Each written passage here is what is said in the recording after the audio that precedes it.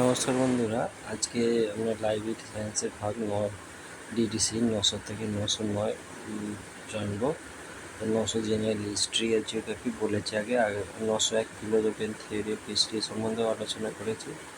যেমন ইতিহাসের গুরুত্ব এবং বিকাশ এগুলো দেওয়া আছে। ৯০২ হচ্ছে আপনার মিসেলানি অন জেনারেল হিস্ট্রি, ইতিহাসের সাধারণ বিষয়, যেমন কালানুস্করণে যদি ধরা হয় পলাশির যুদ্ধ ১৭৫৭, সিপাহী বিদ্রোহ ১৮৫৭।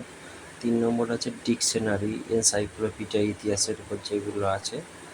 তারপরে ৪ নম্বর আছে কালেক্টেড অ্যাকাউন্টস, যেমন কলম্বাস ক্রোনোলজিক্যাল বিবরণ, যেমন কলম্বাসের আমেরিকা আবিষ্কার করা, ভাস্কর দা ভারতে আবেদন। ৫ নম্বরে হচ্ছে প্রাকৃতিক ঘটনা, যেমন বন্যা, ভূমিকম্প, এইসব সম্বন্ধে। আর তারপরে আছে মনুষ্য সৃষ্ট কার্যাবলী, যেমন যুদ্ধ, বিস্ফোরণ, অগ্নিকাণ্ড, দুর্ঘটনা। এইগুলো হচ্ছে এর মধ্যে। ৭ নম্বর হচ্ছে পাবলিকেশন অফ জেনারেল হিস্ট্রি, মানে ইতিহাসের বিভিন্ন বই যেগুলো পাবলিশ হয়েছে, যেমন ইতিহাস বিষয়ে ম্যাগাজিন, গবেষণা জার্নাল। এগুলো ঐতিহাসিক ব্যবস্থা, তথ্য সংরক্ষণ, এগুলো আছে।